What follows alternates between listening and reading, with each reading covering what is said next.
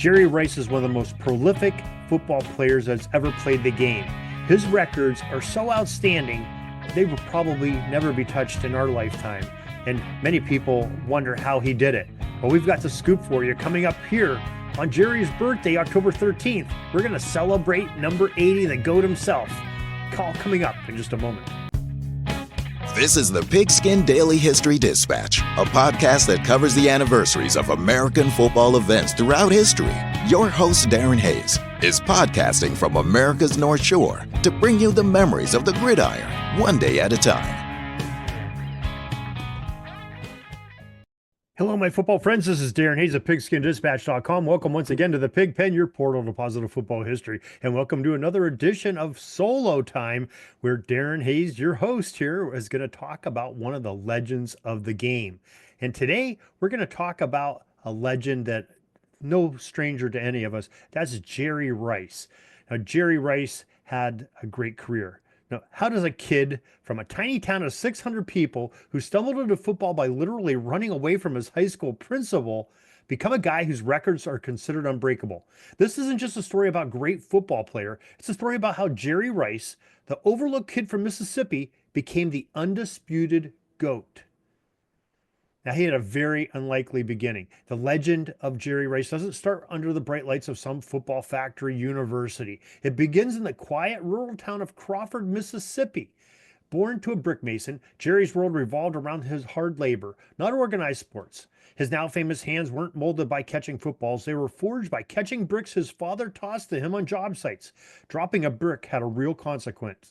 It had a daily drill installed, a kind of focus that would define his entire career. Football wasn't a passion project. It was by pure accident. The story, which has become part of his myth, is that Rice was cutting class when the school principal spotted him. As Jerry took off sprinting, the principal wasn't mad. He was impressed, so impressed that in fact, instead of punishment, he offered him a spot on the football team. It was a twist of fate that would never completely alter sports history, but even after tearing it up, the B.L. Moore High School, his path to stardom wasn't anything but guaranteed. When it was time for college, a big Division I schools weren't exactly blowing up his phone. For a player who would one day own every major receiving record, his career started with one defining theme: being completely and utterly overlooked. With no major offers coming his way, Jerry Rice landed at Mississippi Valley State, a small, historically black college and university. And it was there, in the middle of the Mississippi Delta, that the quiet kid started making an unbelievable amount of noise. In his sophomore year, Rice was paired with a cannon-armed freshman quarterback named Willie Totten. Under a brilliant, pass-happy offensive coach, Archie the Gunslinger Cooley, they became one of the most lethal duels in college football history. What names they had there at Mississippi Valley State.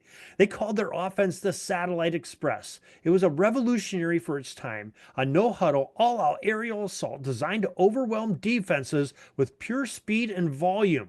Rice was the primary target, and the numbers they produced were just silly. In 1983, he led the entire nation with 102 catches for 1,450 yards, but that was just a preview.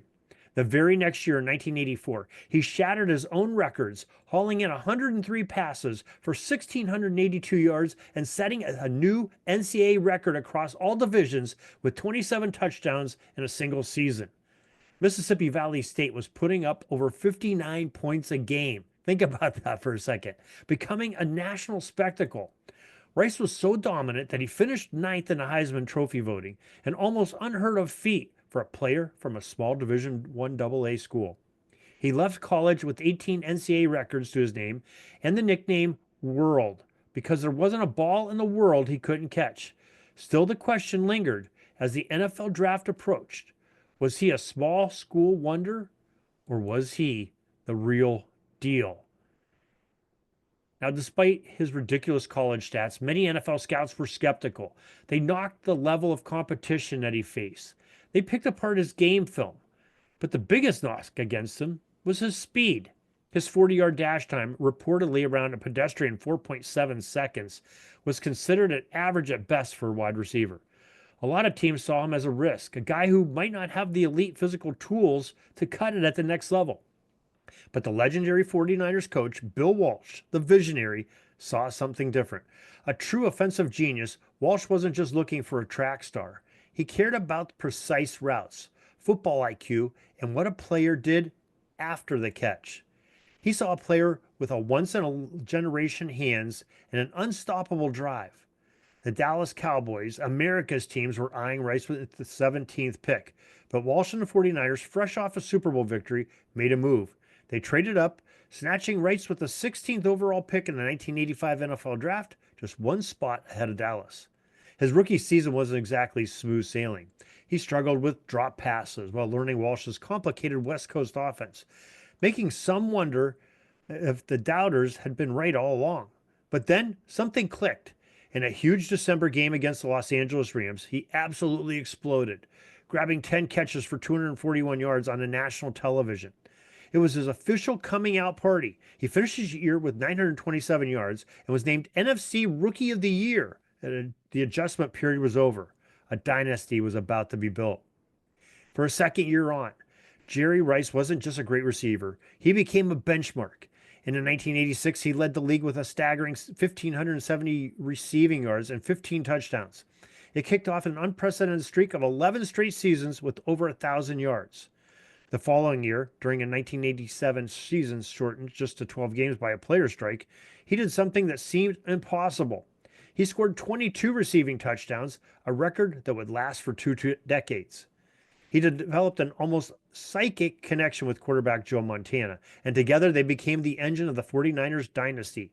In Super Bowl 23, Rice put on one of the greatest performances in championship history, catching 11 passes for a Super Bowl record 215 yards and earning the game's most valuable player honors in a dramatic 20-16 win.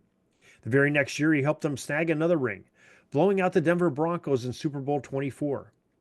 When Montana's time in San Francisco ended, the dominance didn't skip a beat. Another Hall of Fame quarterback, Steve Young, stepped in, and with his connection with Rice, it was just as electric as with Montana. With Young under center, Rice and the 49ers won a third Super Bowl in 6 years in 1994. A year later, in 1995, Rice delivered what many consider his masterpiece, a season where he set a then NFL record with an incredible 1,848 receiving yards. He wasn't just a player anymore. He was an icon defining an entire era of football. Now, his work ethic was what really defined his legend. That the talent you get into the league, but with separates the good from the great and the great from the GOAT. For Jerry Rice, the answer was always his work. His work ethic wasn't just famous, it was mythological. He lived by his mantra, today I will do what others won't, so tomorrow I can accomplish what others can't. Nowhere was this more obvious than on the Hill. It was a brutal 2.5-mile trail near his home, and he ran it every single day in the off season. He did it to ensure he was in better shape than any opponent he would ever line up against. He was a firm believer that games were won in the fourth quarter, right when the other guy was sucking wind and he was hitting his stride. And teammates and other pros would just try to join him, but most quit. Some got sick. But Rice was always there conquering that hill, building an engine that refused to quit. And it wasn't just an off-season thing.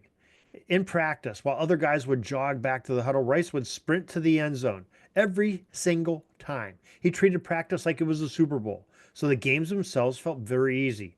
He was obsessed with perfection, from his route running to the strength of his hands. He famously said, "I'm not the most talented, I'm not the fastest, but I work the hardest." That relentless preparation was his real superpower. It was a foundation he built his entire career on. And what a career he had. After 16 legendary seasons in San Francisco, the 49ers decided to move on. But an age when most receivers are years into retirement, Rice wasn't done. He signed on with the then Oakland Raiders in 2001 and immediately proved that he was still an elite talent. In 2002, at 40 years old, he racked up over 1,200 yards receiving and helped lead the Raiders to an appearance in Super Bowl 37. He kept playing until his last game at the age of 42, finished his career with a brief stop in Seattle. He ultimately retired right before the 2005 season began, having played 20 seasons in the league. When he finally hung it up, his stat sheet looked like a typo.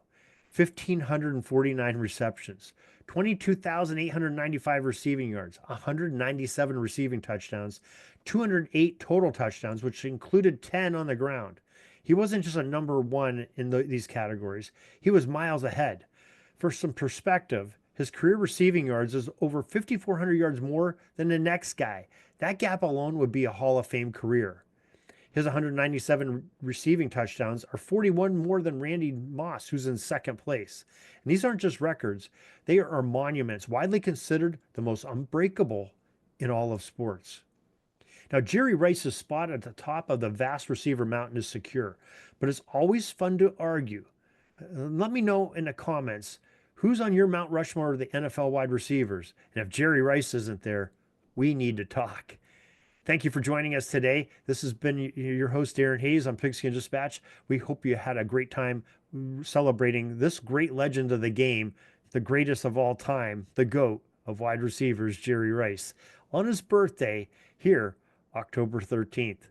Hope you enjoyed this. Hope you tune back more for some more great football history on pigskindispatch.com, the YouTube channel, and the podcast. Till next time, everybody, have a great gridiron day. That's all the football history we have today, folks. Join us back tomorrow for more of your football history. We invite you to check out our website, pigskindispatch.com, not only to see the daily football history, but to experience positive football with our many articles on the good people of the game, as well as our own football comic strip, Cleat Marks Comics. Pigskindispatch.com is also on social media outlets, Facebook, Twitter, Instagram, and don't forget the Pigskin Dispatch YouTube channel to get all of your positive football news and history. Special thanks to the talents of Mike and Gene Monroe, as well as Jason Neff for letting us use their music during our podcast. This podcast is part of the Sports History Network, your headquarters for the yesteryear of your favorite sport. You can learn more at sportshistorynetwork.com.